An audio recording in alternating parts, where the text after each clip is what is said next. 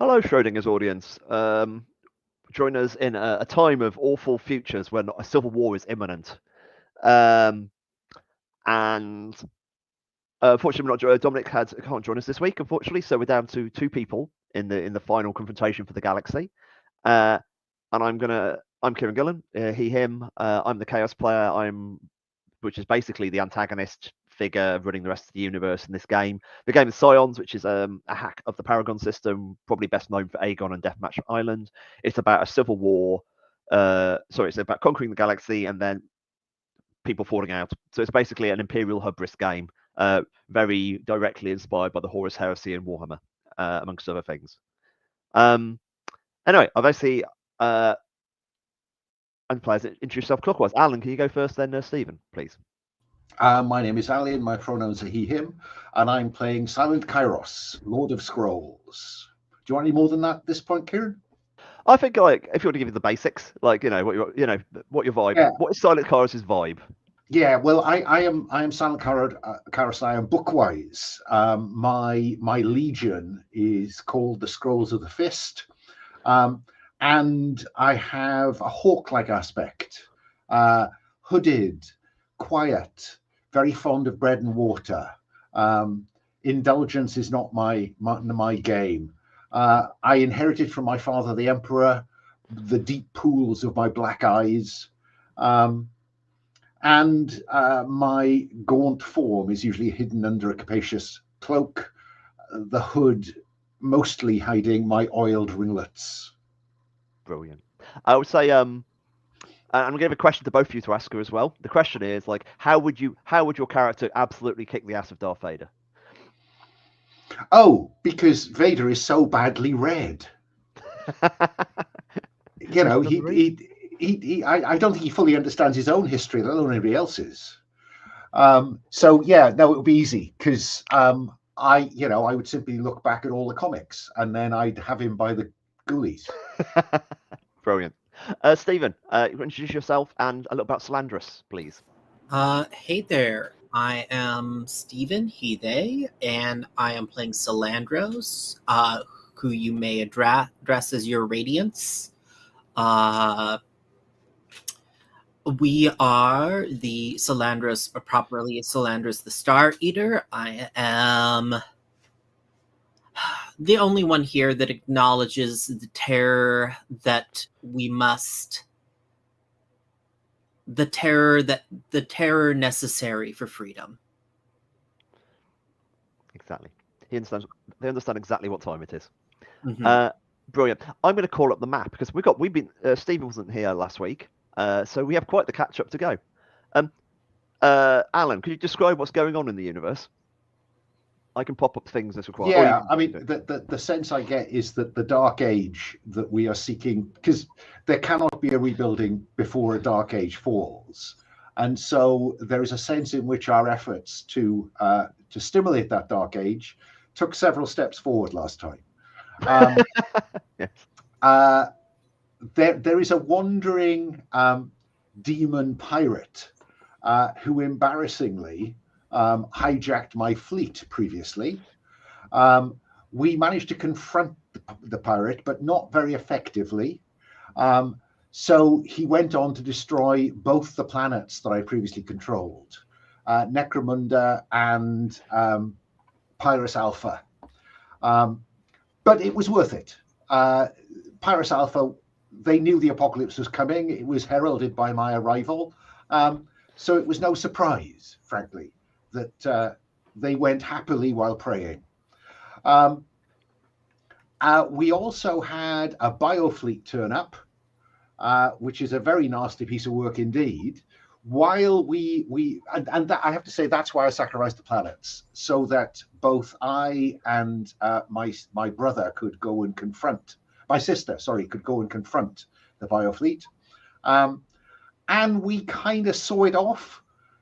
We protected the solar fleet from destruction by it, and we captured the sentience of its queen. But what we have discovered is, or what we believe to be true, is that we have not fully destroyed it. It is now germinating, for want of a better word, under the surface, I think, of Pyrus Alpha. So the Biofleet is still a problem. It may reappear, in which case we are going to be very thinly stretched during this civil war. And we also have, there's mysteries keep cropping up. We now got a mysterious location cropping up in the background. So yeah, the Dark Age has advanced quite a bit. I think there are planets out there now that just expect to be plague bombed by a demon pirate. It's cost of doing business. That's my summary of previously on Scions. Great. Stephen, is there any questions Salandros would have about the ongoing state of the universe?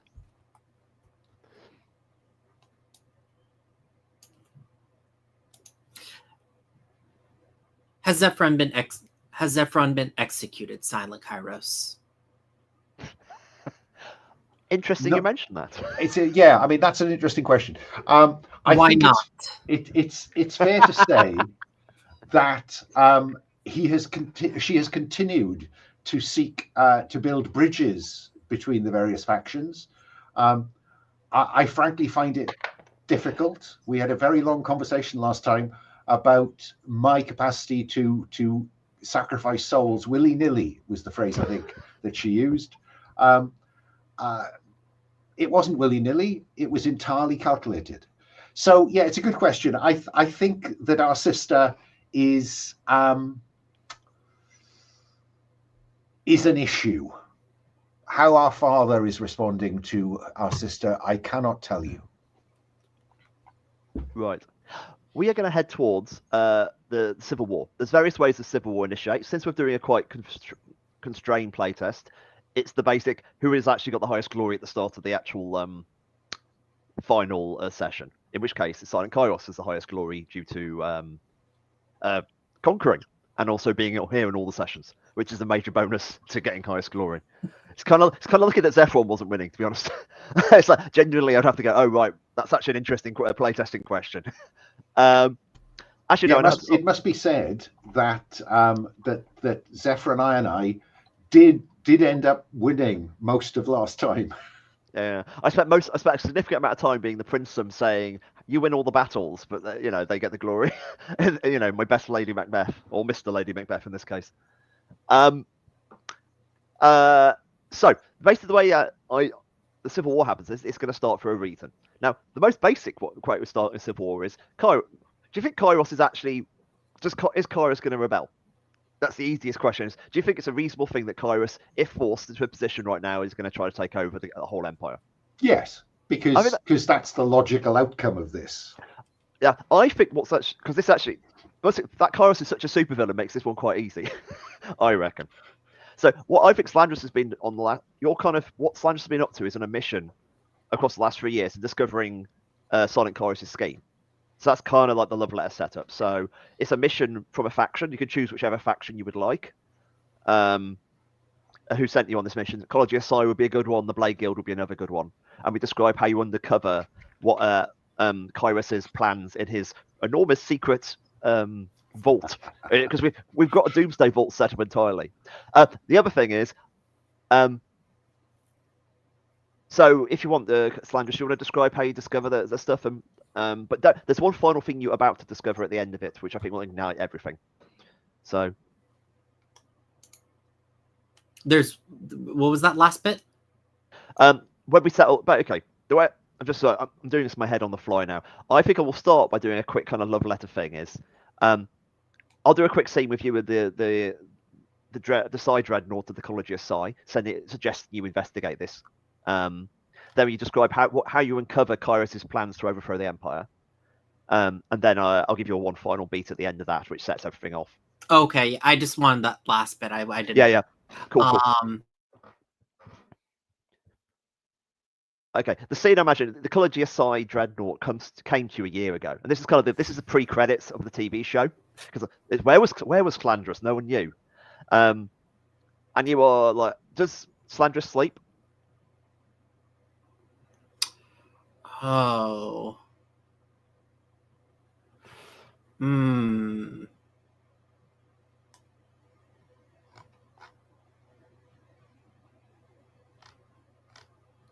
I think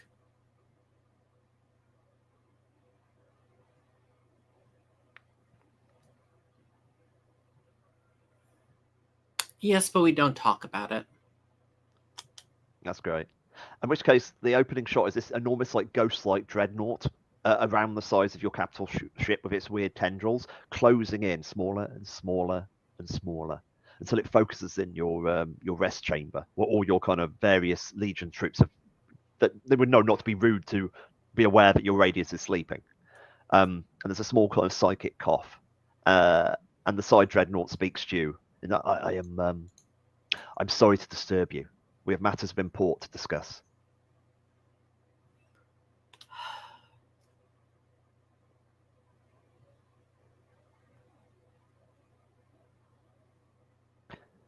There is. I think I say I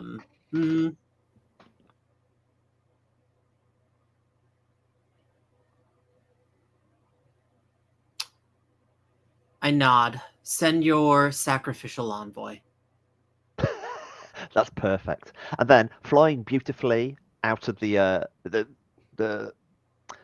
side dreadnought disappears, and flying beautifully towards your thing is an enormous, a beautiful, like, pupae of a psi creature. Imagine like a butterfly half hatched with psychic wings dragging behind it, and it walks towards you. And you know that when you kill it, it'll release the message of what you need to know. How does Slandrus choose to kill it? The tentacles of the ship pierce it, like pinning it like a butterfly. And suddenly, the actual very simple message from the side dreadnought and the Cologia Psi hits you, in that all our seers see a script written in the universe, as if the universe is a book and history is being rewritten. You are the only one who can. You are the only one of understanding who can see what's happening. You're the only person who's willing to burn the books of reality and prevent this awful fate coming to shore. We found, if you're willing to follow the clues and look into the library, of Silent Kyros, perhaps you'll find something of interest. How does Slandrus continue to explore, and how do they gain secret entry to the libraries of Kyros?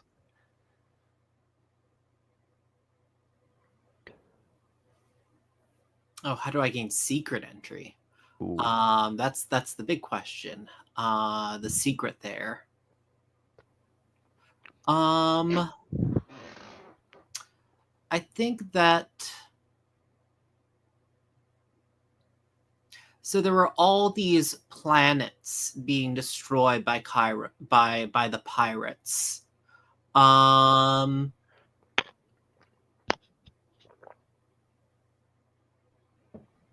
think honestly, I think honestly, I had offered up one of the planets to the pirates. Kyros's planets, I should say. While the pirates were destroying his planet, my fleet swept down to excavate his vault. That's great. And there are a couple billion people that died, but sometimes you have to do that to uncover a forbidden tech vault. That's great. Especially because we're just finding the name.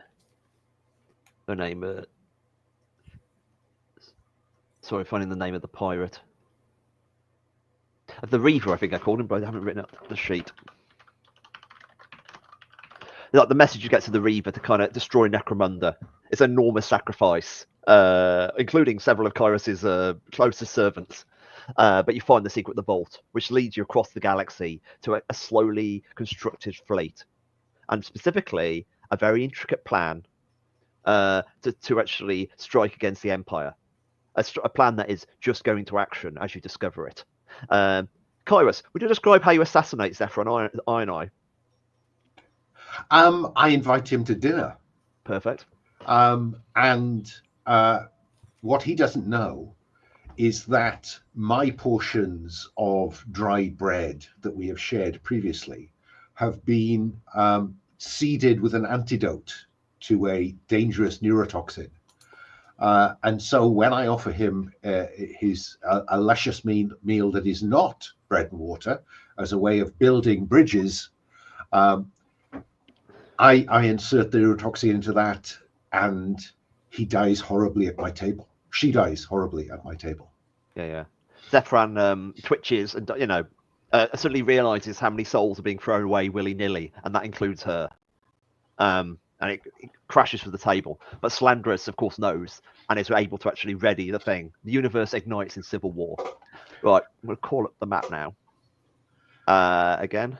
The way this works from now is the game continues as normal. So cards carry on doing their stuff. So the pirate is going to carry on doing stuff. The biofleet may come back and all that. So and you still get to do missions. In actual fact, you'll probably just do the main mission, which is the Civil War card, which is a clash. It's a lot. The Civil War is a special kind of clash. There's a few things different about it. In that the Civil War is the large-scale epic battle across the entire side of the Empire. The opening is very similar. It's the tactical positioning. The middle bit, the defend thing, is about deciding the fate of anyone you've emotionally attached to. So probably planets, or like in your case, probably the Ultra Thief and the Rogue Trader. There probably isn't so much in this particular game because you guys are monsters, but also other stuff involving there. And the seas basically, the seas gets to decide which factions go to which side. The final sort of words, the way it works is the person who wins the seas gets to pick the first faction. The person who lost the seas gets to pick the second faction. And then the person who won the seas gets to pick another faction, and then all of the factions remain split. The advantage of that is, well, partially it's narrative. The other part is all favors belonging to people from the other side are removed from that faction. So in other words, if you both have favors for the Psychology of Psi, and the Psychology of Psi goes to join Kyros, the other side will lose Fangs. Does that make sense? And also, then you do the battle. The battle will decide which of the next two cards we get to, because there's the Siege of Terror and there's also the Hunt for the Rebel. They're the two endgame cards, and that's the basic structure of the thing. So I'm just looking around to see if there's any particular battle.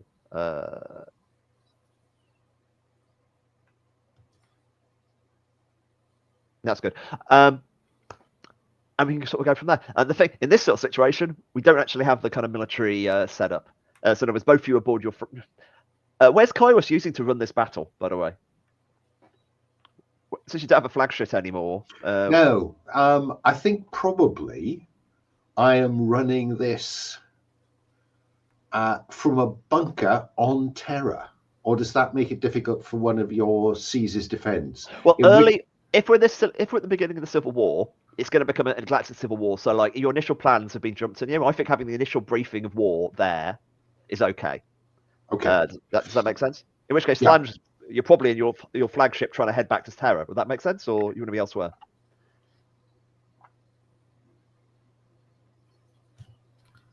Yeah, that makes sense. Yeah, okay. We're kind of card cutting between the two of you as you get your briefing simultaneous from your own individual android, which are absolute copies, but they kind of give different sentences in different ways. The situation continues. The Civil War is rising. Armies are moving up across the galaxy. Space fleets are moving to position. The large-scale tactical battle is of incredible import. Things will be decided here. The Civil War, those close to you are kind of being targeted. Members of the Blade Guild are planning to remove the Ultra Thief. They know we've been targeted. They know that asset is way too powerful to allow to be remain in play. Simultaneously, the rogue trader, our fan, who knows much in the deep of the universe, must be removed by the College of Psi. One small thing, this is a rule I've tweaked. In fact, I've changed a bunch of rules. So many I can't intersperse them. Any assets refresh at the start of the Civil War. So there's a slight reward for keeping your assets around.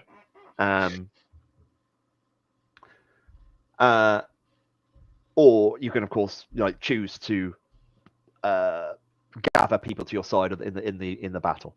And that's the basic strategy. Okay, the ancient site remains.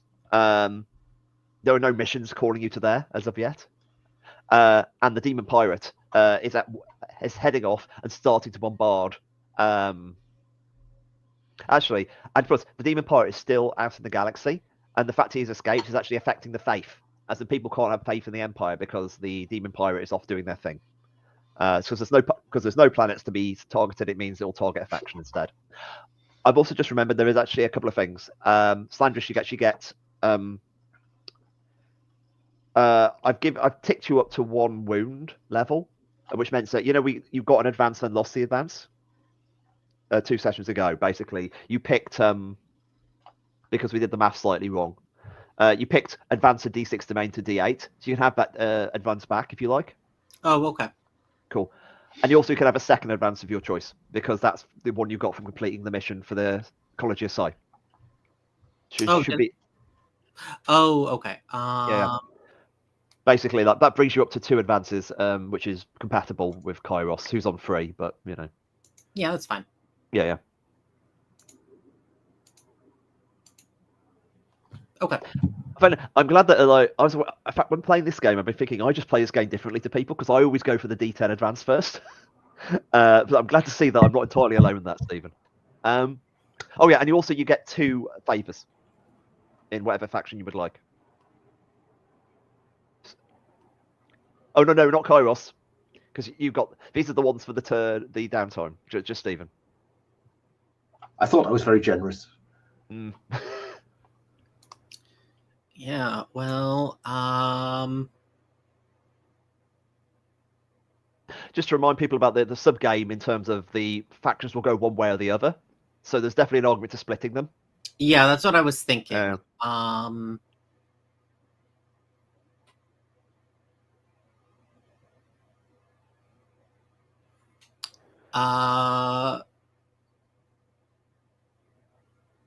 did I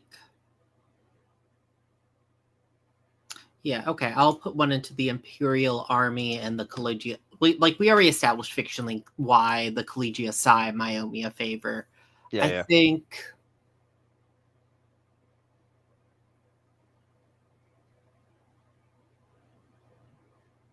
Yeah.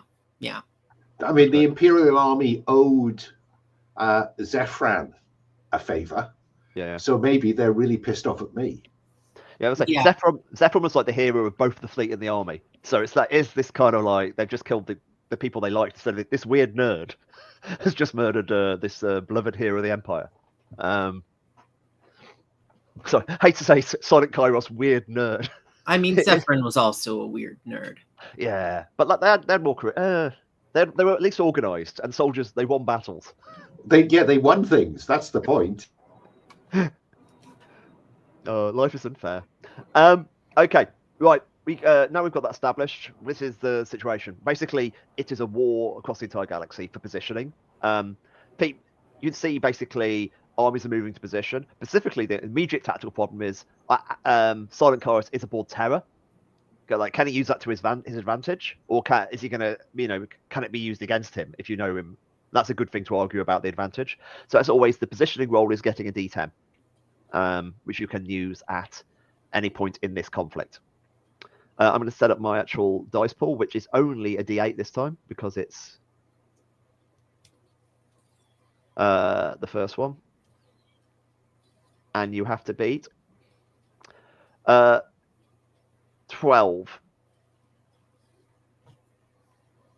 Who will face this challenge of But actually, since it's this one, you can pick your stat as well. This is the opening one. You're allowed to. I certainly want to involve myself in this because I have a plan. Yes. Oh, Stephen, since you were here last time, broadly after what we were talking about the previous session, the way we kind of do describing your dice pool is do it any way you like. Okay. You know, we've just kind of relaxed and kind of describe it whatever you want. If you want to ask questions, do so, and go from there.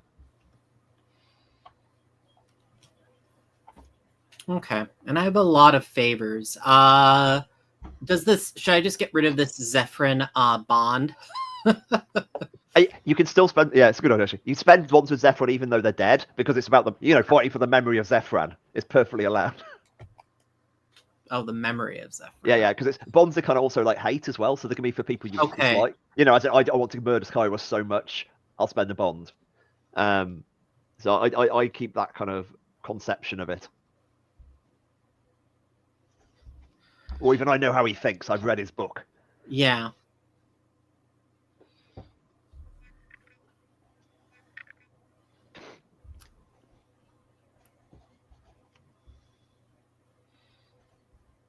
What was it? Love, don't eat, pray.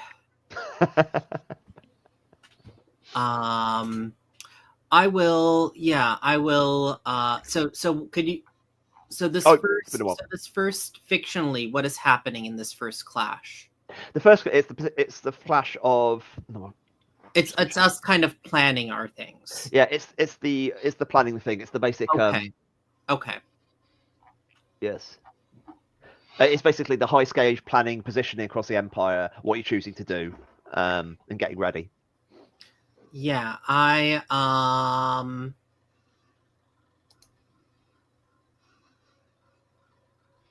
of course, arraying our fleets. We've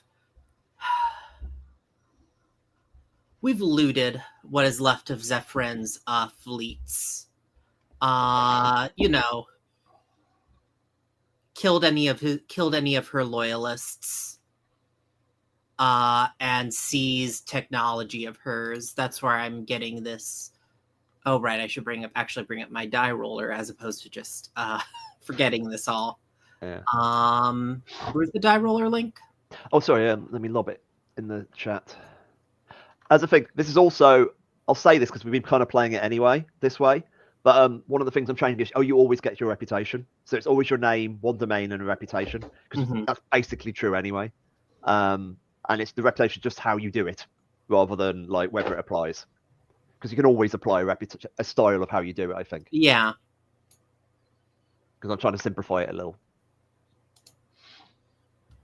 So let's see. It's so far 2d6, my d10 for war, my d6 for ravening, and I'll also... Yes. I'm gonna say don't roll yet, by the way, because Kyros hasn't assembled their dice pool. Oh no, I know. I'm just I'm spending the pain to, like I said, I think that the technology I'm bringing in here is the technology I've stolen from. That I have requisitioned from Zephyrin's fleet. Right. And I have a lot of favors, so I should spend a few. At least one here.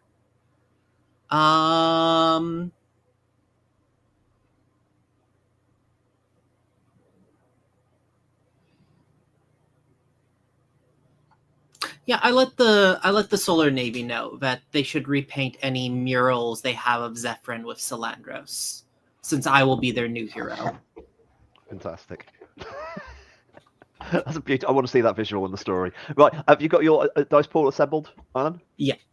I was just going to talk through it.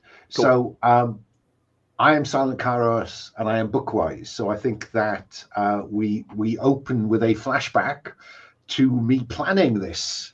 And then we cut forward to the present in my bunker, my library bunker, on Terra. and I have a cunning plan, D10. I spend pain, which earns me another advance, which Ooh. is advance your add another reputation. It shouldn't. But it shouldn't, should you? Shouldn't it? Because you've got. Oh, sorry. No, we have to go back to counting our way down pain, don't we? Yes. Yeah. Sorry, So you've got to burn a bunch of pain to get there. Yeah. I apologize. So I will burn some pain into this in order to gain a natural, which is another D8, which is making sure that the Scions on various ships are tuned to my wavelength, so to speak.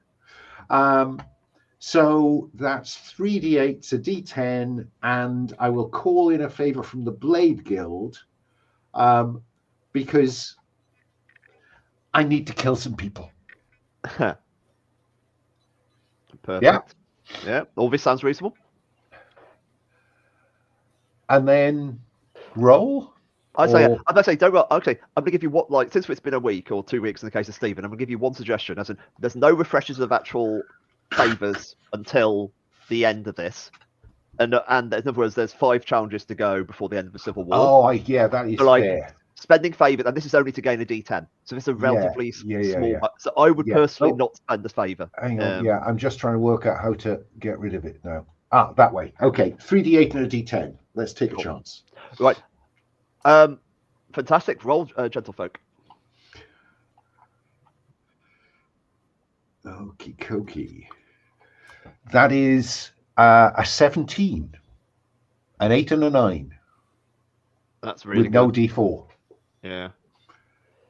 I have a 10 and a 6. Why'd you have a 10? No, never mind. I don't know why it's saying. Oh, I see. I was counting it wrong. Sorry. I have a 11, I believe. Yeah, sorry, 11. Yes. Right. So Slandrus suffers. So Slandrus doesn't pass, so you're outmaneuvered in this narrative. And Kyros definitely passes to 12. So Kyros will get 12 glory from this. We'll stop the bottom. Okay, the situation is Kyros is the board terror deep in there. Slandrus is sending messages across the entire empire, trying to arrange the counterattack. Slandros, do you want to pick up the situation as you try to move in and how it goes awry? Let's see. I think that as our ships are being deployed, as our it was the murals. It was the murals. All those step murals, too far. Yeah, all those murals.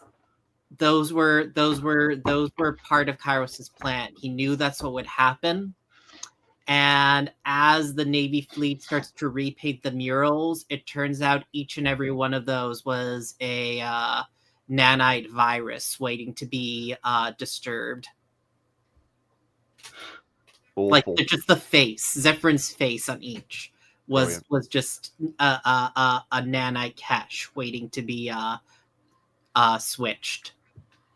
Yeah, people fall back, eaten alive are the nanites. And then when Kyros' master plan starts moving into order, how does Kyros pull this together? This is all about a carefully, cunningly crafted plan across time. Because though the demon pirate, the Reaver, is an issue, I have been able to predict their actions. And knowing where they are at any one time, I have been able to draw off significant numbers of Salandrus' forces in the belief that their home planets are at risk from the demon pirate. So it's more about manipulating the galactic playing field than any action on my part or of my forces. Right. The board is and the Blade Guild do kill a lot of loyal senior leaders of Salandros's. This is getting messy. Like the battlefield is set. Kyros is in his bunker. There is one thing I forgot to do in the actual opening, that the first phase of the actual season is a token is added to the biofleet, which means there's 2 tokens. So there's a 1 in 6 chance it may return. Alan, since you fought it, would you like rolling 1d6 to see if it returns? Yes. Okay. 4. Phew. Okay. Beneath the remains of Pyrus Alpha, things are spawning, but still unknown. Fantastic. Right, Alan, you get a D10. Advantage dice. Yes.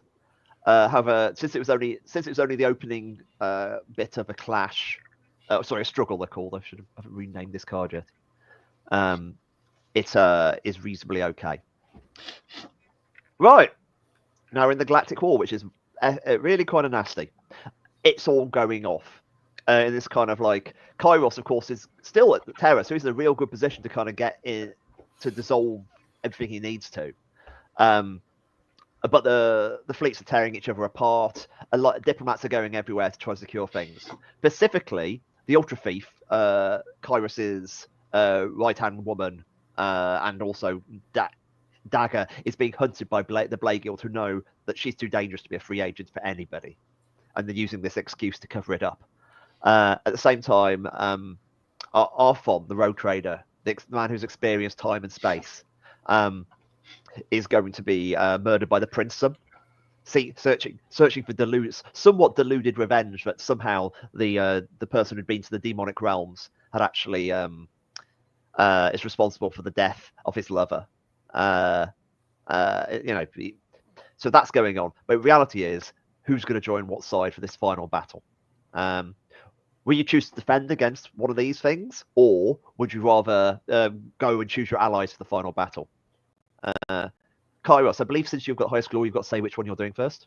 Are you going to defend or seize? So my choice is choose a faction. If you seize, you basically you'll get to pick 2 factions. Right. The winner would get to pick 2 factions if there is a winner. Fine. So, and while if I choose to defend, you get to stop one of those 2 things I've just described happening. Okay.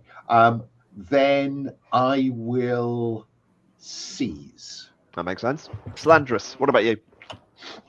I guess I'll seize too. This seems reasonable. Like that decision normally matters more if you've kind of embedded a bit more in the NPCs. Like, due to the way the game's sort of gone, we've kind of had less of that. But like, they're still useful because abandoning people is fun. Well, and I have to say that the Ultra Thief was getting a little cocky last time. They are a bit. Fantastic. Right, we'll do defend first, as normal happens. So we'll do the 2 scenes kind of. Actually, no, I'll do them after the big roll. So the situation said the battle is ships moving to position, the battle going. Who's going to join what side? What blackmail material does anybody have on anybody else? Who will possibly win? I'm going to get the dice roll because this is a brutal one. It's D8, D12, D8, D8. Oof. Yeah. Worth noting, I'll go through the actual rules on there. They are... Wrong one. They are arduous, dangerous, and risky. Arduous means you have to spend a pain to even enter the conflict. Dangerous means if you lose the conflict, you will take another pain. And risky means if you lose the conflict or if you don't beat the score, you will lose a favor. So it's a brutal big battle sort of one. Who will face it? Both if we lose the conflict or if we don't beat the score, or it has to be if you don't beat the score. Okay. But, yeah, as long as you beat the score, you're fine. And I, of course, will roll to tell you what you've got to meet, which allows you to kind of decide much better. Okay, the score is 13. Reasonable? You're doing much better this time than last time. The chaos has got strong in you. Yes, I will definitely take part. So I will take a pain. 20, yep. And what was that? Oh, sorry. No, it's okay. Yeah. So arduous means I need to pay pain. Yeah, take a pain to join. And dangerous means that if I lose, I'll have more pain. Yes. Right. Right. Okay. and then construct my dice. Yeah.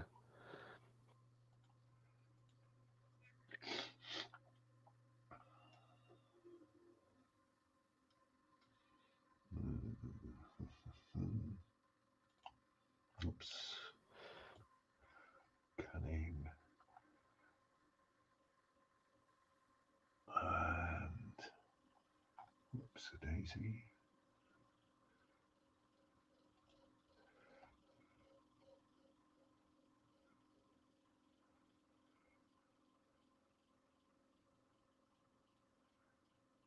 Okay. Cool. Do you want to say what do you want to give the fictional kind of wrap up? Yeah. Yeah. So I am Simon Kyros, and I am Bookwise, and this is all going exactly as the strategy book defines. This is again a test of cunning, because this is a surprise to everyone. But I'm going to spend more pain to invoke a natural as well. So that's 3d8 and a d10. But I am also going to deploy my my legend of the Necra Mundaron, because I retain the genetic stock from the destroyed Necromunda and have been distilling them out of their vats. So that gives me an additional d8. The planet Salandros destroyed, of course, or pointed you at. Exactly. Yep. So that's 48 and a d10, 13 to beat. I don't roll it until... Everyone rolls it together, yes. Yeah. I'll just say this, because since people are both sacrificing their agents, this would be a last chance to spend that token. So pause for a second. No, actually, I'm doing it narratively. They should be destroyed beforehand. Yeah, I was going to say, because that seems like a freebie to me. Yeah. I'm just saying, I'm doing it afterward because it's more narratively interesting to do that. But they are dead. They're busy trying to stay ahead of the Blade Guild. Yep. And because this is a 13, I am thinking of sacrificing my favor to the Blade Guild. Good idea. There we go. 48, d10, d4. I think, yeah, I was also going to use my favorite, the Blade Guild. I think fictionally, it's that literally we both just told our people we're at. Yeah. The right hand and the left hand of the Blade Guild are both busy. Yeah, it's always worth spending, especially when it's risky. It's kind of, you might as well spend it otherwise it might be gone anyway. Yeah, so we are, of course, drawing on our name. This is, in this battle, we must make sure that every front is secured. We are focusing on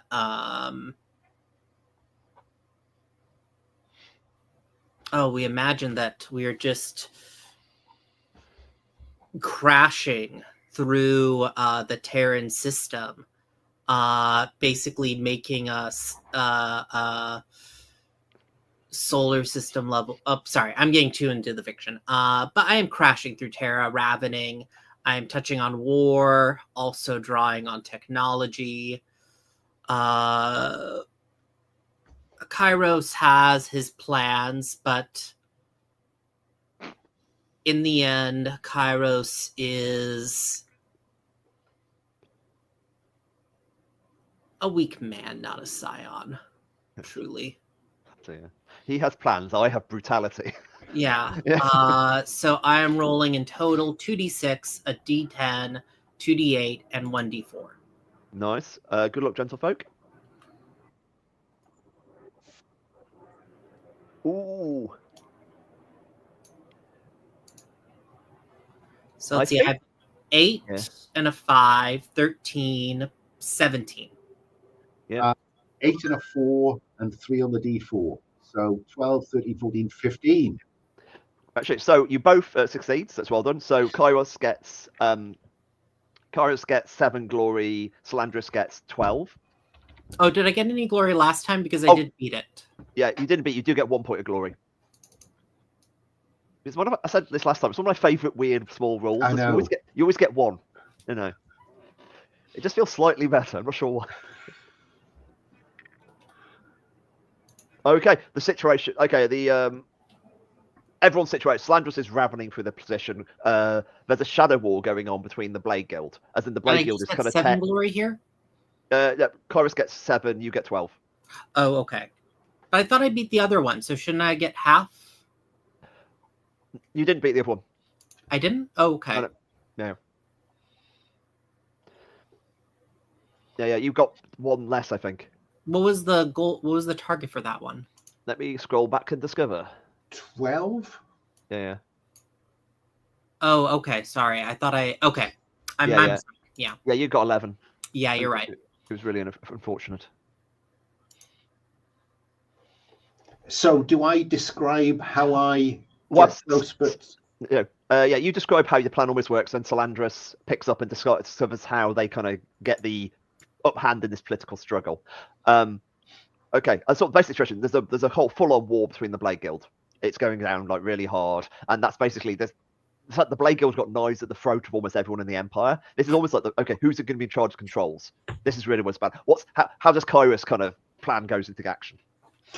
Yeah, well, that is to send the Blade Guild after the Rogue Trader, and to send the Ultra Thief after Salandros.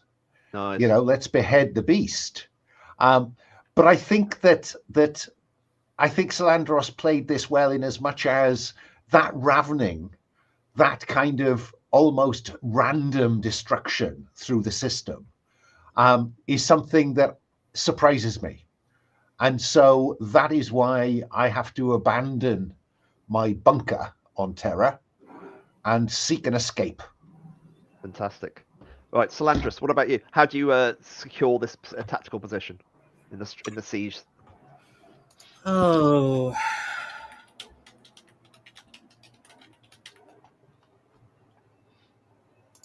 Well, I mean, just to remind myself, Neptune, Uranus, Saturn, do we really need those planets? They're cold. We destroy the outer planets in the system, allowing us to refortify the inner systems where, the majority of the population is. Perfect. There's also the local supernovas. The planets explode beautifully, Yes. but everyone knows who controls the Empire. Right. The way this works, Salandros, you get to pick one faction for you to join your side. I will pick the Terran Lords. Fantastic. Yep. We'll move that over to where your Rogue Trader is. Actually, we'll move the Princedom out the way. Let me just rearrange everybody's position. So you're on the left, Salandros, and Kyros is on the right. We'll do this. What's your pick, Kyros? I will choose. So I lose the Terran Lord favor, don't I? Yes. Yeah, I will choose the Faith then. Brilliant. Oh no, I don't know. Will I, or do I want to erode Salandros's? Oh yeah. It's worth. Salandros gets one more pick after you. Yeah.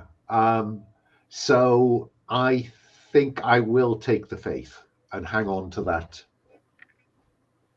Brilliant. And Salandros, you get one more pick of what to join. Who joins your side? I think the Imperial Army as well. Oh, you already have the Imperial Army. Oh, no, I picked the Terran. No, I dragged the wrong one. I'm entirely sorry about that. Brilliant. Well, that's it. Basically, you're basically the establishment here. You got the Terran Lords, you got the Imperial Army, but like the people are rising up off a silent Kyros who has guided them well with their book scripture. Everyone else stays neutral. Yes, I'm sure the books will save Kyros in the end. Yes. They are divided. Okay. Randomly, things that actually happen now include 2 tokens. Well, just before because I didn't fail but didn't win, don't I take another pain? No. If it's not winning, it's failing. Okay, right. Yeah. So basically, the risky penalty and the fail. That's gonna if you actually genuinely. Yeah, that's what I was just asking earlier. Yeah. It's specifically if you try, as long as you kind of beating the score is winning. You know, it definitely is a good thing if you do that. Okay. So that's the bar. The Faith has joined you. However, a load of them being murdered by the demon pirate. And I imagine it's kind of like the fact you knew the demon pirate was coming allows you to kind of secure them a little more in that kind of way. The scene we kind of get is the Ultra Thief was going after Slandrus, and then grabbed by the Blade Guild and taken away. I didn't know that Salandros had a party of the Blade Guild as bodyguards. Yeah. And the image I want you to see is the enormous hands of the Lord of Knuckles dragging the Ultra Thief into. You join us now. You no freelance, and taking away. And the Rogue Trader is the Princem comes to the Rogue Trader and just takes them and disappears into space. No one knows where the Rogue Trader ended up going mysteriously. But we'll put them over there, which is useful in the narrative. Okay, we're past the hour, and we've got like one more challenge to do before the end of this Civil War. Do you want to have a break now, or shall we do the break after? Because it would fit. I felt like it would fit it into chunks if we did the next one, or if people want the break. Whatever. Yeah, I'm fine for another. If we can run on for. We can do another challenge, sure. Yeah. It's like it fits nicely if you get the challenges at the breaks. Okay, we're just down to the Civil War. Kyros this is basically the final battle. The way I sort of see it is people are rising up. It's like a revolution being led by Kyros. And the Imperial Army and the Terran Lords are trying to manipulated by Kyros, led by the Faith. Of course, they're just having many of these books. They're fighting for the book says we should fight. Who wrote the books? Who distributed the books? Who printed the books? We are a Faith of the book. Brilliant. And that's it. It's a full-on rebellion across the entire empire. Like 1 million worlds are at war now, all wrestling onwards, and this final battle must be fought. This is the same as last. This is a challenge of Galactic War. It is 3 d8s and a d12. It's pretty brutal.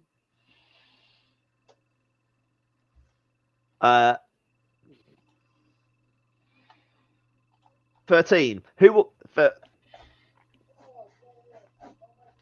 So I forgot the game math for a second. Who will face this challenge of war? The final one's always war.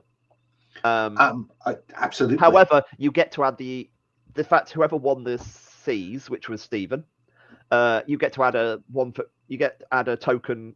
Sorry, a second domain of your choice for free, as in both of you do. So you choose whatever domain you want to add to this battle. Okay, and can I also spend pain to add yet another domain? No, you can't. However, you could spend pain to add not this domain. Okay, that's basically if you choose the slightly to switch out war for something else. Yeah. Okay, no. Okay, I won't do that, obviously. Yeah. No, yeah, okay. Well, I am, of course, Salandros, the Star Raider. I'm ravening. Kyros, I'm erasing his last bond from my records, just as I shall erase him from the stars. So that's a D8 these days. Yeah. A D8 name. My war and technology. I'm drawing on, and there's is there a reason not to just spend all of my remaining favor? I forget if there's something else we'll need them for after this. Yes, we do all this again. So the Civil War, and then the next. So basically, the Civil War decides the next final stage. So basically, there's a clash now, and the final clash is either the Siege of Terror, if Kyros wins, or the Hunting the Rebel, if you win. Okay. There's a good reason to choose one, I guess. It's definitely worth winning this if you want to win the game. It changes the to sort of step back for a second. These kind of take the shape of both the end game and also the future of the universe. We kind of define that piecemeal along this. But this and then the third one and the first struggle and the third one and the last struggle, they're kind of the big ones. So this is basically, is the Empire going to continue or not? Or is continue as the dominant power in the universe or not? I'll call on the Terran Lords here. That feels like a good point to do this. I believe you've lost that already, though. No. Because oh no, you are the. Kyros lost them. Sorry about that. I keep on getting that. That's the first time I've played it with this rule in terms of the losing the factions that don't join you. So like, I'm still thinking the old system. Cool. That's great. Well, but losing the factions is specifically side against you. Yeah, and I've got it confused back to front. Yeah. That's what I mean. I'm just straight wrong. Like, I should have read the rules. Okay, so I have my die pulled. Do you have yours, Kyros? Yes, I am Silent Kyros. I am bookwise, and therefore, still, the book has a number of different routes through to the finale. So that is 2d8. You said this is war, didn't you? Yes. So that's a third d8. I will spend pain to invoke cunning, because it's never a bad thing to do. And I will invoke a second d10. So just remind me, we've got one thing to do after this, or yes, 3 steps again. 3 steps again.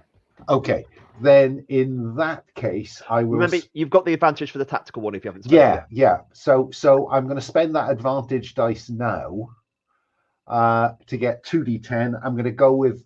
I've got 1 favor left with the faith, so I'm going to keep that in my back pocket, and simply use the tactical advantage that I have. 3d8, 2d10. That's my best bet. Good luck. Right, folks.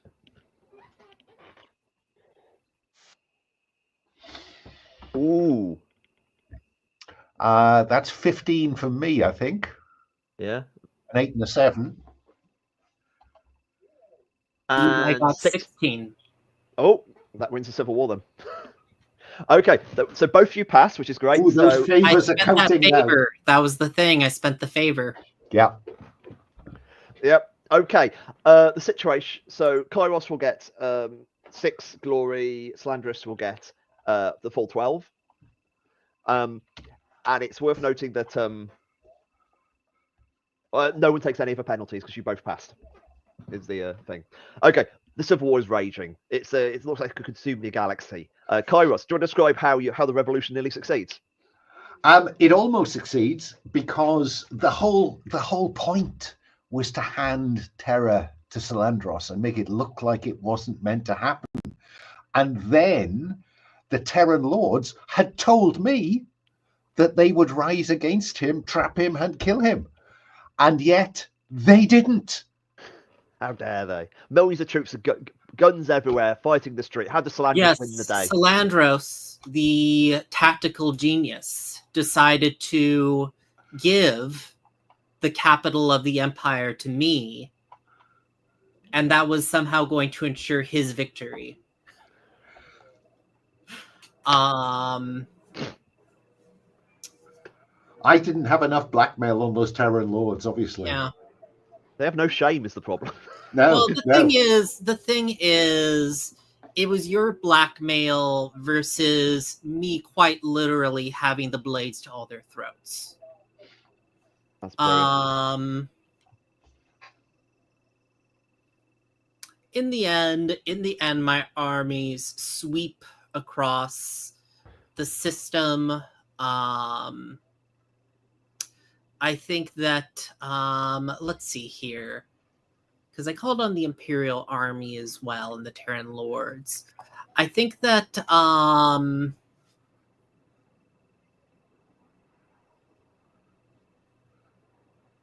think it's because I'm not even spending the Navy here.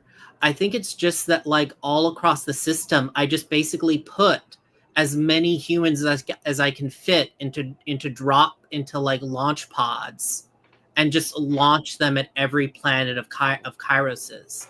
And millions, if not billions, of people are killed in the defense systems, but it's the billions that get through that Kyros can't account for.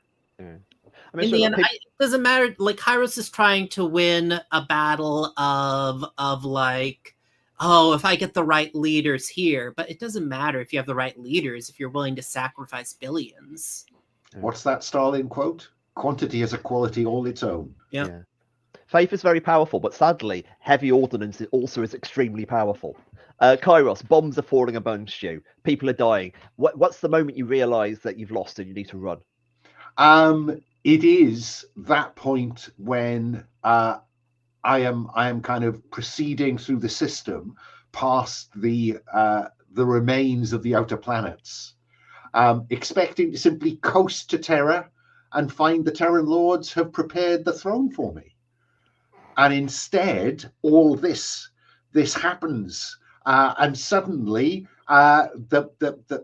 leafing through the scrolls. But hang on, there's a response to this, and finally, someone says, "My lord, we must retire." And so, cursing the name of Salandros, called Radiant. Yeah, and I think there's just like a little addendum, like you didn't check, and you go and there's like a footnote and it just says run. Yes. Yeah. Go to page 89. What? Yes. And I do. Brilliant. I was actually going to ask Salandros, if you got any final message? And Salandros' final message is very clear. Fantastic.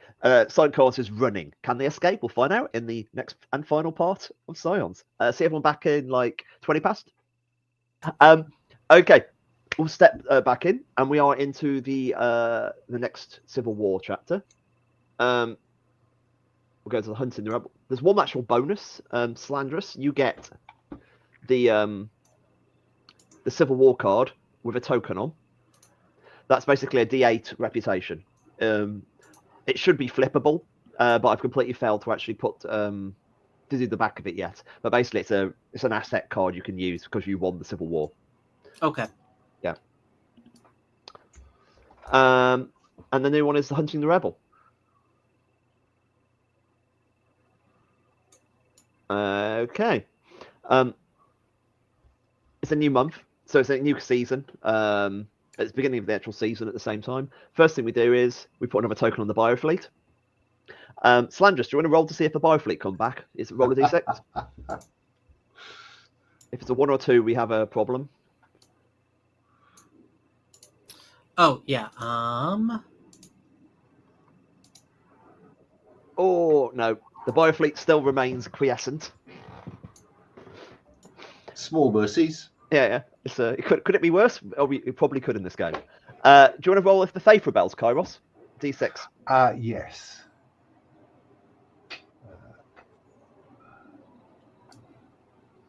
If it's a 1, then we'll rebel. No, 6. They're solid. They are good. You've got still friends in every town, but unfortunately they are not in a position to help usually. Okay, to actually establish the situation now is the demon pirate, I think, is attacking the solar fleet. Basically, it's a long-going problem. They're just kind of just basically destroying shipping and generally causing chaos in this kind of battle. Clearly having the time of their own life. The ancient site still was ticking over. But most of all, the question of where is Silent Kyros and when can we punish them? Or alternatively, can Silent Kyros retreat and find a new life somewhere? Which mission would you like to do, gentlefolk? Well, I'm assuming that if I don't compete in Hunting the Rebel, yes, it goes. I give you the option. In reality, everyone should probably pick that one, but in practice, it probably, it's a good form to offer it. But in reality, it's basically giving up on any care in the game. Yeah. So I think I have to be interested in Hunting the Rebel because I am that rebel. Yes. Salandros, would you like to hunt the rebel?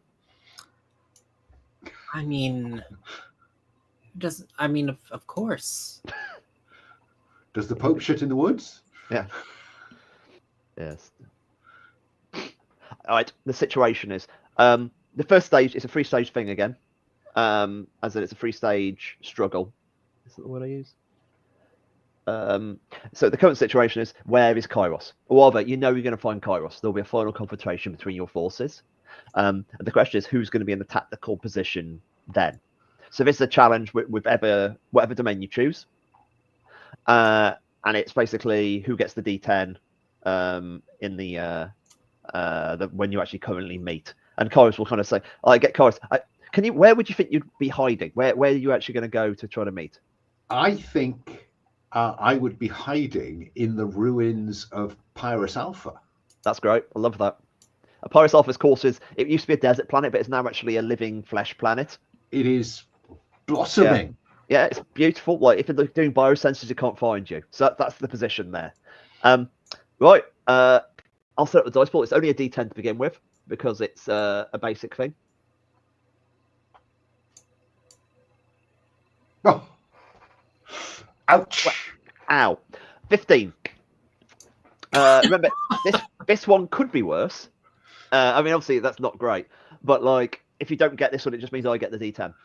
So it does make the other challenges harder, but, like, it's not the end of the world. It's like, who will face this challenge of whatever you wish who will control the battlefield when facing this rebel? I certainly will compete.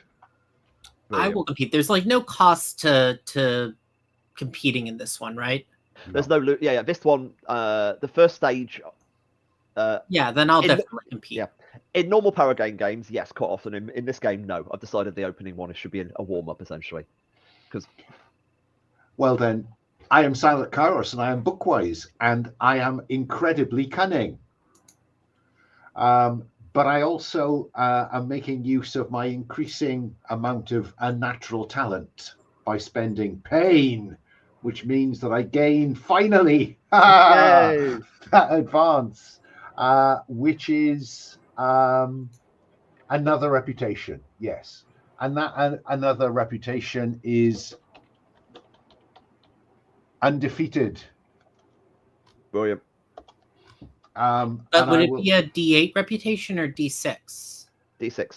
D6. Sorry, yeah, that was a mistake I made last time. There you go, D6. So yeah. I will throw a D6 into the pot because why not? Yeah. Remember, when describing this battle, by the way, you must get your injury as well. So that's yes. Yeah, that's the thing you like. You've got some really good chance for some really cool injuries on this bio planet in that way. Yes. Like what on earth could have possibly? What state is Kyros going to be in?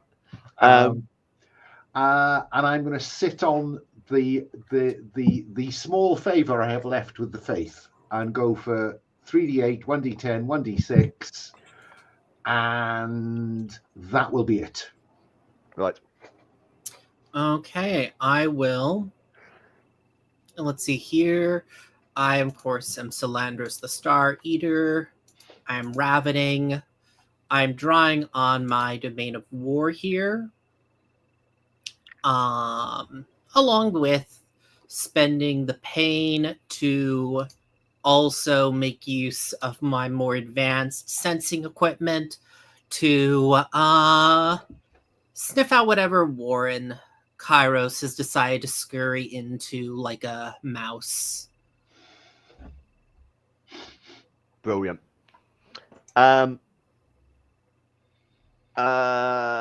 This is fantastic. So, gentlefolk, roll your dice. Good luck.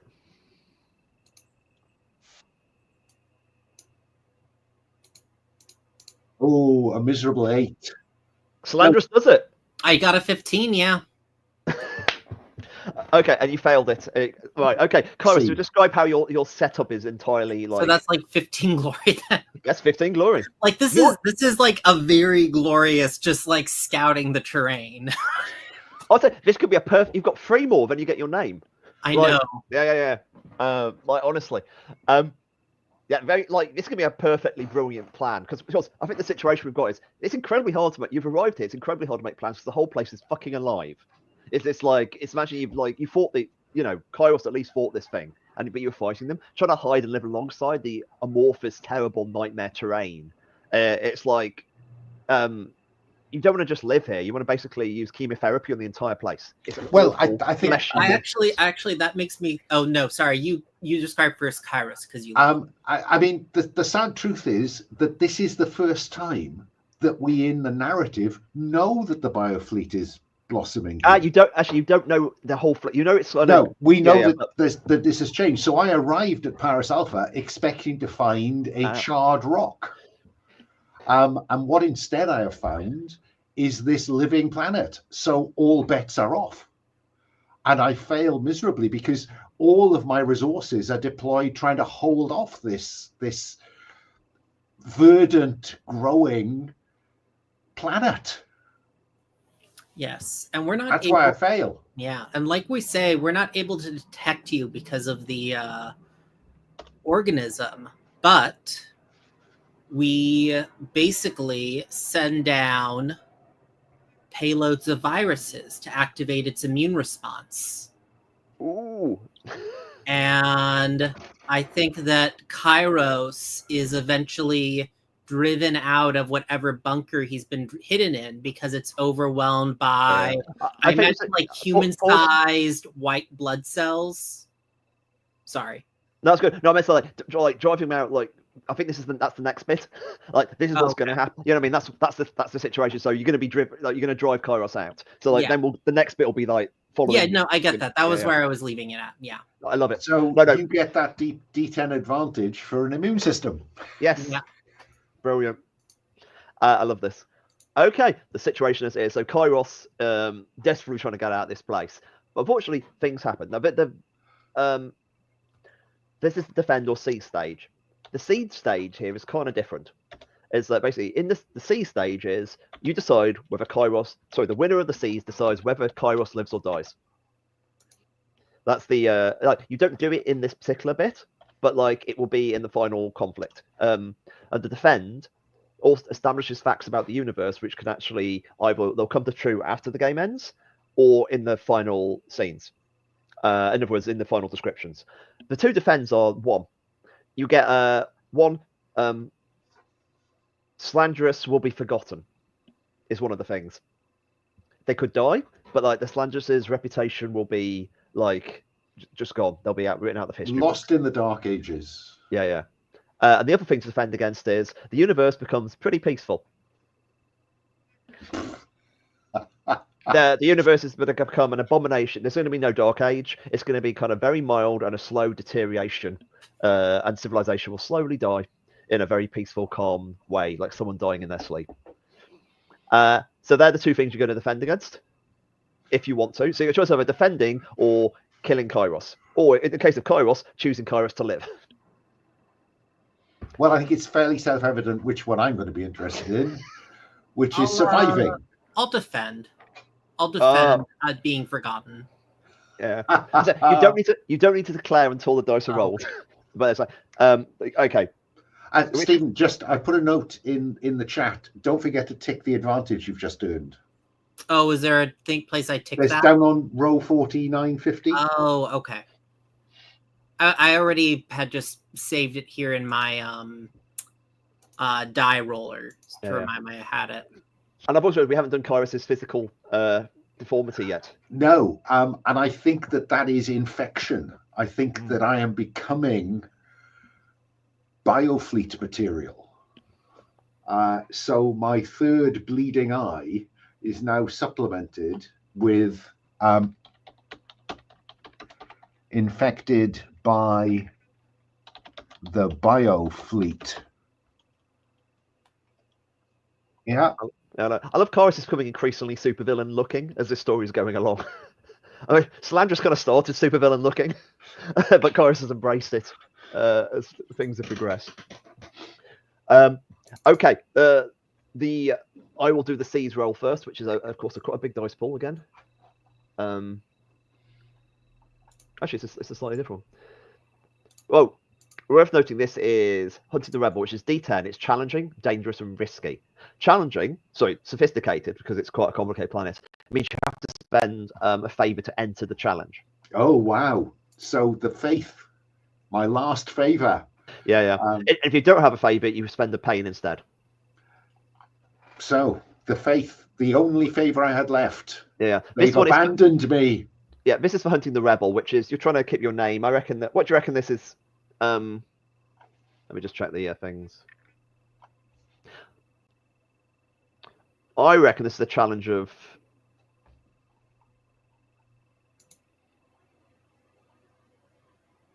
Well, it depends what you want your name for. Yeah, Slanderous. What do you reckon is the threat against you being forgotten that you're trying to do against here?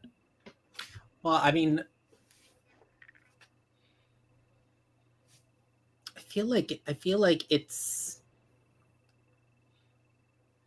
like I felt like I was going to just storm the planet at this point. Now that I was gonna go for war. Yeah, I mean, definitely the last one's war, but it's that kind of like Oh, is there another one after this? Yeah. This is basically the Defender Siege. So defends against the face. Normally, what I actually do is the thing you defend against is Slanderous dying. So this time, I actually do a slightly different one, as in Slanderous' reputation dies. Okay. So the question for the players is normally, am I willing to die to make sure my rival dies, or am I willing to, or do I want to live and then let them get away? You know what I mean? That's the actual decision. So it's a double stage. Yeah. So this one, the actual thing is, I reckon the war's reasonable enough. As it, can you fight hard enough to become legendary in that way? Okay, but then what's the last roll for then? That's literally the final battle against Kyros. Okay. It's the final, like, because you seize. It's basically. Okay, I was confused. Okay. 1 second, let me repick this one up. I completely messed it up. Sorry, I've literally written. I'm really sorry about that, especially anyone watching. They've just seen my face go. I was halfway through a redraft. I pretty much want to rewind the whole of the last 5 minutes. Basically, the final battle here. The siege is about the fate of the rebellion. As in, it's not about the death of Kyros. It's actually the final role is the death of Kyros. So, in other words, this is the final battle, the 3-stage battles. The first bit is the standard kind of positioning. The middle is defend or the siege. You have defend against a problem or seize to make sure the rebellion is beaten, or either the rebellion is defeated or the rebellion continues. Yeah. Okay. And then the final battle is, does Kyros survive? So the game can end with Kyros, escaping by himself, or he can end up being like in the Horus Hersey and Warhammer, where Horus dies but the rebellion continues. So that's the way it breaks down. So I accidentally edited this slightly before the game. Okay, so to rephrase where I'm coming at this from, then, Yeah. I want the rebellion to continue, so I'm going to seize in order to have the rebellion continue, and that is about the favor this has cost me to get engaged. Is that the faith are trying to write this into religious observance, that That's it great. shall be a righteous rebellion. Yeah, I think that's a cunning one. So that's kind of and war might be. I'll be fine with Slanderous being war in that kind of fighting the. Is that okay? Or do you want to go? Yeah, for the I'm rebellion? just wondering what are we defending then? Am I still defending my memory, or is it a different thing? Do you want to make it kind of like I'm about to say like I think I've confused the issue by actually doing that slightly soft one. Let's keep it really basic. Slanderous dies. So it's either the two things to defend against are humanity slowly fades out, and becoming kind of like a rejection of all the kind of the glory of this period. Slanderous dies is the other thing, or the rebellion gets crushed. Are the three things you can kind of choose to get involved in. If there's another step after this, though, yeah, and Stephen chooses to defend against the death of Salandros and fails, yeah. No, Slanderous, that's the reason the actual defend things aren't said at any point until they choose. Basically, Slanderous is doomed from that point onwards. I see. So if you phrase it as Salandros is doomed, is ultimately doomed. Yeah, Slanderous will die before the end of the Civil War, is the way I would phrase it, yeah. Mutual assured destruction. Okay. I will defend then, yes. Fantastic. I think that's a war. That's a really basic one. Like, it's you fighting. Okay. So let me roll the dice for them. The remains of the rebellion. Yeah. So it's a D, and you need to spend a favor to enter this challenge. Yeah, I've spent the faith. Yeah. I'm spending with the Imperial Army. Logical. D10, D10, D8, D8. That's quite a good set of dice. Let's rock them out. Oh wow, I rolled that wrong. Sorry. Yeah, that 30 is going to be tough to beat. Okay, you need 35, Stephen. No, that's a 3. I mean, that 7 is still a killer. 12. Aye. This is an awful battle Slandris is going to face. 12. Who will face this challenge? Well, I'm not going to be involved in the defense, no. Well, but you need to. But I do need to talk about the seeds, I'm assuming. No, we do the defend. We do the defend first, then we do the seeds. Okay, so defend away, Salandros. Oh, okay. Well, I am Salandros, the Star Eater. I am, of course, ravening. I'm just plowing troughs of cooked flesh through this battlefield from my ship. I am drawing on my war domain. I am marking pain to also gain my technology. And do I want here? I guess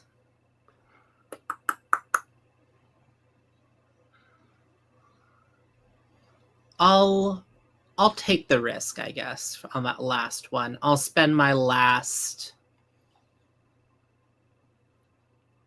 Collegia Psi here. Cool.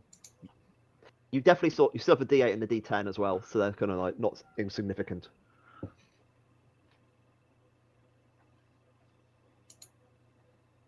Right. Good luck, Slandris. Okay, we don't like the C's. Okay.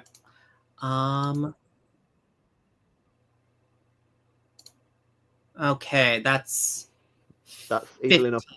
Yeah. 15, which means you defeat the siege. Wow. So, you get 11 glory, but we don't spend any of the extra things. So we now know that Slandris will survive the conflict no matter what. Well, there were a couple options for defend, I thought, and we don't say until after. I apologize. You're entirely correct. Slandris is smashing through the battle. Will you choose to defend the fate of the Empire, being a bit, remaining? Okay. Will it not become peaceful, or will you? Wait, but I thought that was the. I'm sorry, because I feel like we keep getting mixed up about what the choices are. There's two defense. There's two defense. One defense is Slandris will die before the end of the war. The other one is the Empire will become the way the rules phrase it is kind of the opposite of what it believes. So in this case, the opposite of this. There will not be a dark age. There will not be a dark age. There will be a slow lessening, is the thing. So the result of the war is either you're choosing either Slandris gets to live or the Empire doesn't just fade away. Oh boy, no! Of course, it's the democracy of suffering. That's what I was saying. Everyone will be able to partake in the suffering in the true empire. Like that is what I'm fighting for. And as my soldiers die painfully and horrifically on the battlefield, the Collegia Psi is transmitting their pain and terror to the entire empire, so that they will be forever, so that every human in space will be forever scarred by this battle, as it should be. That's good. Quotation marks around that good, I think, as much as I've ever put. Perfectly. Okay, Slandris throw themselves into the fray. It's worth noting, actually, as a rule thing, is if Silent Kyros chose to actually defend against them, you actually, in this stage, defend means you get to choose the way it goes. So Slandris could have defended against that and chose that Slandris died, for example. Like that kind of, you actually choose it to go the other way if you're feeling really spiteful. Which, but I mentioned that as a side point. Fantastic. Okay, Kyros, good luck on the seeds. I've got a roll as well, don't I? Sorry, let me. Yeah. D10, D10, D8, D8. 12. Well, okay, 12. I am Silent Kyros. I am bookwise, but I am also undefeated. So this is a cunning test of whether I can stay ahead of the game here, whether the rebellion will continue. I think the situation very much is the fact that this pain wave's going across the galaxy and people are suffering. And it's can you forge this into something which will last, despite the awful violence of Salandrus being hammered down? Yes. So Can this in any way? Oh, did I need to spend anything to get into this fight? Spend a favour which costs you a pain because you have no favours. I have, yeah, exactly. So I pain. I take another pain as the infection from the biofleet and Salandrus's. My body is becoming a battleground between the infection of the biofleet and Salandrus's immune response. So my body is warring with itself. So that will buy me, I think, a natural. Okay, where are we? No favors left. And we've got one after this, haven't we? The final. Yeah. Do you live or die, Kyros? Or Salandrus will hunt you down and try to kill you. Yeah. And does it matter anymore? Let's see. I think, yeah, I will leave it at 3d8, a d6, and a d10 against 12. Oh, that is so miserable. That is 3, 2, 1, 1, 4. Oh, I was gonna say before you rolled. Sorry, that remember you also had that Emperor bond. Oh yeah, I'm saving that for the last one. Okay. So the rebellion is going to die. That is awfully crushed. Like I think the image would kind of have the people lamenting and tearing off the people burning the books of Kyros in the street. Yes. Yeah. Yeah. The faith is being profoundly altered by this, and not in the way that I had hoped. That is pretty awful. And we go to the final battle. I think the kind of image is Salandrus. By the way, you get a kind of message, Salandrus, as you're hacking way through. It's from the Ultra Thief in that kind of I've been let out of my contract for this one final mission. To actually, before I'm forced into eternal servitude, that I can hopefully be of use to you, because I really like killing people, especially traitors. Consider me another blade in your arsenal, your Majesty, your Radiance. Wow! I told you that Ultra Thief was getting uppity. Stephen, that's just a possible use for your D10 because you've still got the D10, so it's like having the Ultra Thief in play is certainly something that's useful to bring back in. Sure.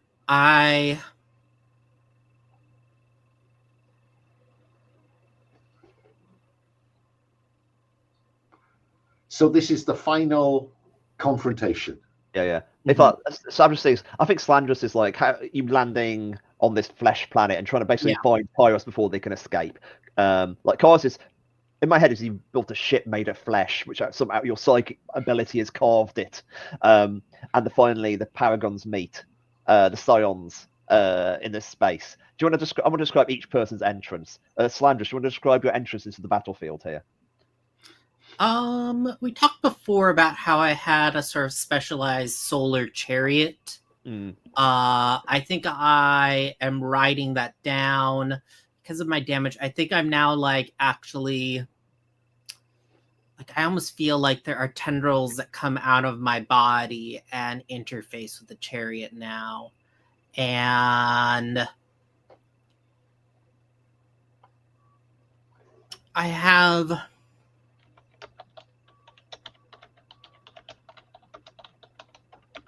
the thief is in a specially designed suit. It protects them, but enhances the pain of any wound. You know, it's the pain suit. It keeps them alive, but it still makes sure they suffer pain. Yeah, is that definitely the Ultra Thief kind of gives off different kind of energy now. Instead of the slightly peppy figure she was, we've got this kind of like grudge-bearing, gritted teeth creature you've created. Well done, Salandrus. What about Kyros? What's the visual for Kyros?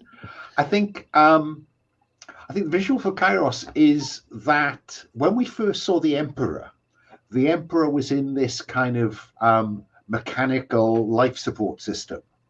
And I think that Kyros now cannot leave the biomechanical survival suit that is keeping him alive.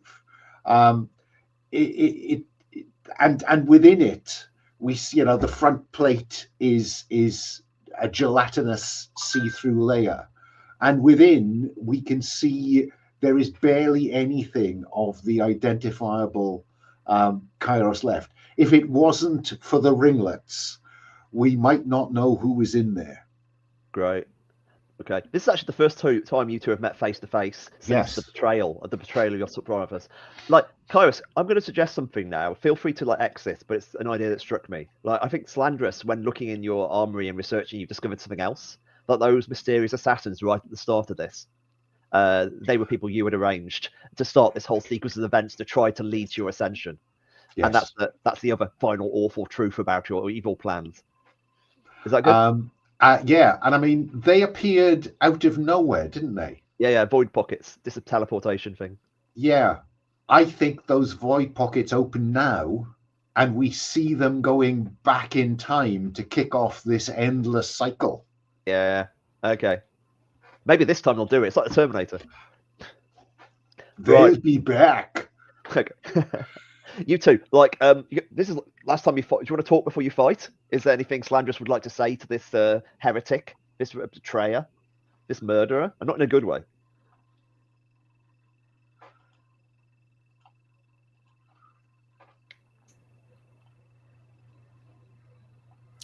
Kyros, I applaud your attempt to bring about an age of darkness, however a false age it may have been.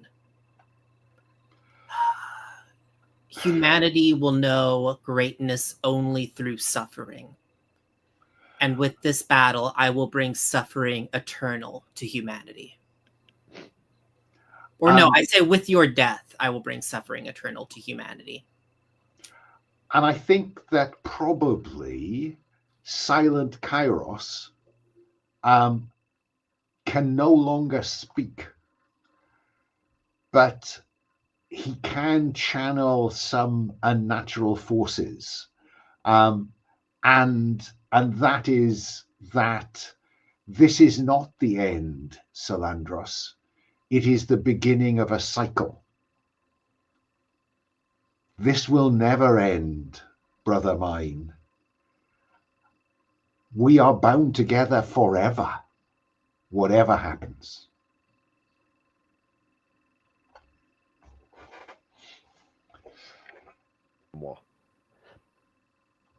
What does Slandrus do? I think because I realized I had this last thing here. I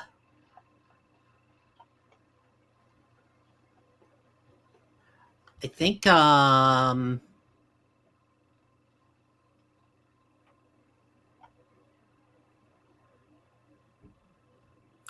I call down the orbital bombardment while we're both here on the planet. We will burn together, and our psionic minds shall infect humanity for eternity. Well, that sounds grim. That's fantastic. Sorry, didn't me say that. I'm applauding. Sankaros is bookwise, and he still believes that the future is written. And he is, after all, undefeated. He has a cunning plan, and I will spend further pain as he is being torn apart by the infection and the reaction against it, which is deeply unnatural. Yeah, I just say I started to roll the dice, by the way. Not that it makes much. I'm just gonna roll dice so you know your target. Oh yeah, yeah. Your target is 12. Who will face this challenge of war as a final battle between brothers? Worth noting, since I won the previous challenge, no one gets a free dice, so you have to spend pain for the second dice. Cool. Okay. Didn't I win the previous challenge? No, you won the defend. You didn't do the sieves. Oh, okay. I didn't. Okay. Right, and I'll say before we go into actually do the dice, do your dice pool. I'll do the next bit. Right. Okay, so Salakaris bookwise, undefeated. I have a cunning plan. I've spent the pain to make this unnatural. That's my third D8. And I am the sentient stealer. So I am going to steal the sentience of the Emperor back in time for another D10 and call in the bond with the Emperor to try to ensure that he does not survive this. And which one's the D12? Oh, there it is. And that this scene may disperse as an entirely different timeline is kicked off from the very start. But this silent Kyros may or may not survive. Does it make sense? Well, of course it doesn't make sense. No, but we're just, you know what? we're just doing the Star Trek trick. We know. Yeah. Fantastic. Okay, Slandris, how many dice are you throwing at this particular? Slandris, what about you? Well, I have my advantage die, of course, from our thief. I have my reputation. I have my name that is now a D8, and I am ravening. I am calling down my ships for my war, and I had the psionic amplifiers turned on around the entire planet for spending a pain for an extra D8. I'm channeling my pain to them. Hopefully I'll be channeling Kyros's as well. Oh, and then what are the stakes here? Whether Kyros lives or dies. Okay, that's the only thing. Yeah, primarily, yeah. Okay. Okay. So that's everything on the table. Okay, so me being remembered then, that was no longer a thing. It was just you dying. It's like basically I'll say when the description, you can die at any point of the description if you like. It's basically, that was the thing I was going to remind people of, as in during your narrative you get to decide when you die.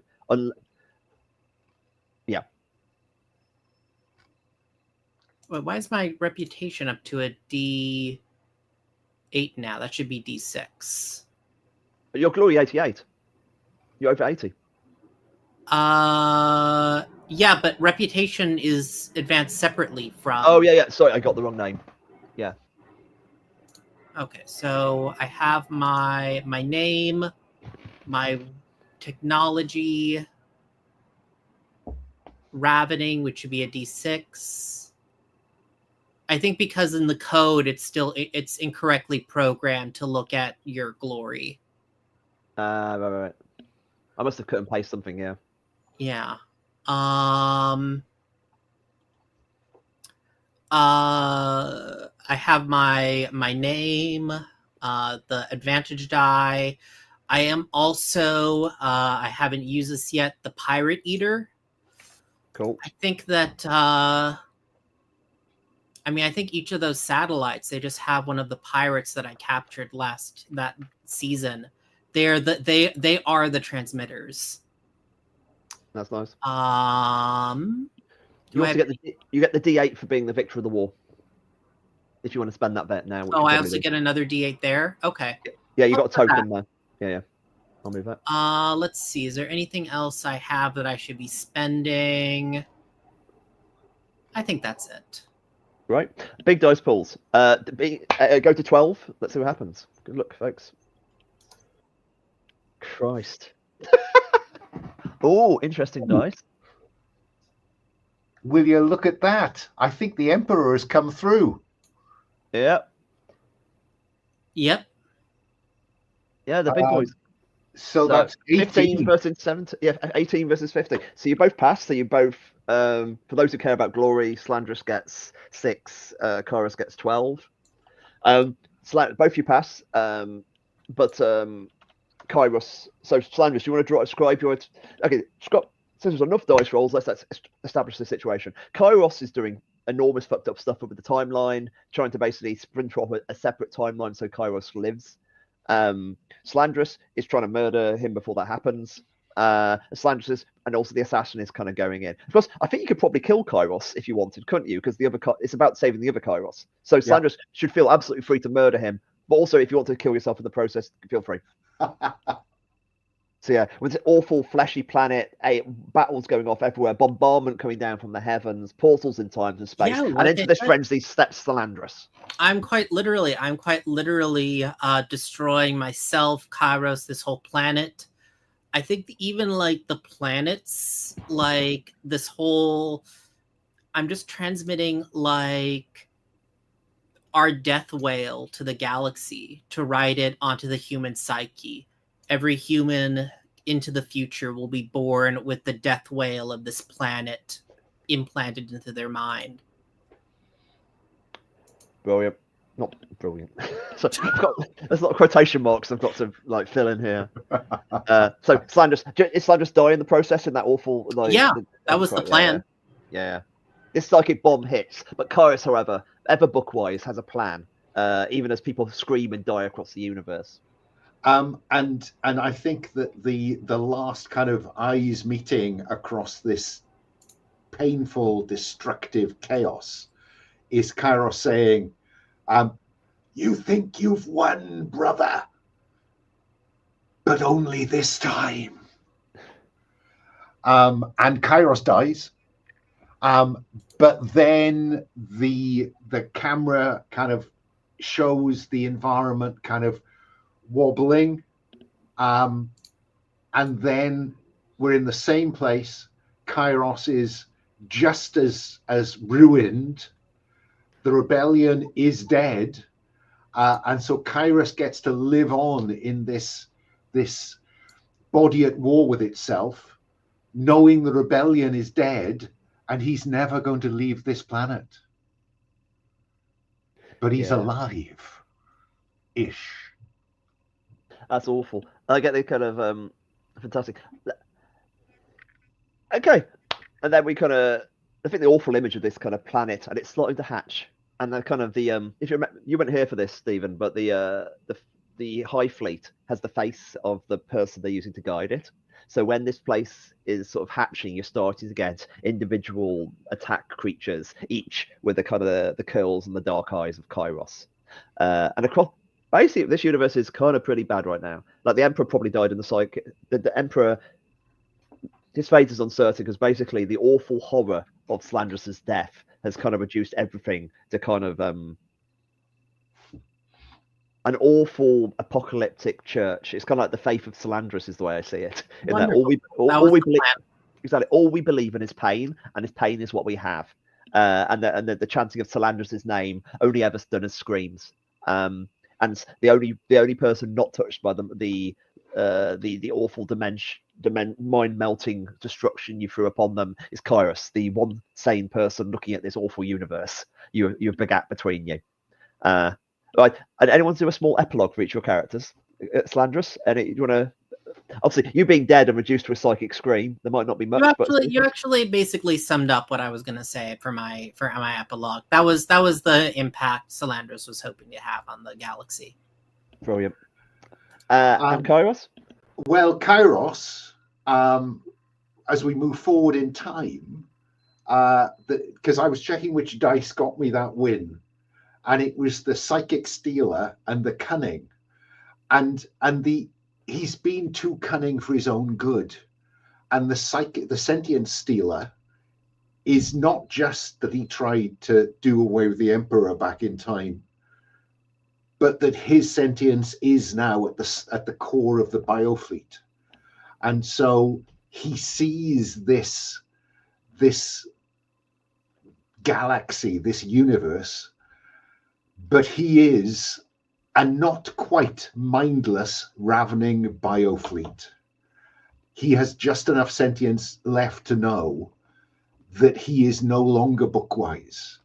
He is no longer undefeated. He has been engulfed in this biofleet that ravages the universe. Yeah, he's no longer bookwise. He is but the book. I think the final image is these awful people of Slandrus's faith, believing only in pain, look up and see the stars are now, see what they think are stars, when in fact biofleet ships landing on their planet. And across the universe, they scream as one as a biofleet descends, and the Dark Age at last has come. Thank you for playing Scions. That was delightful, everybody.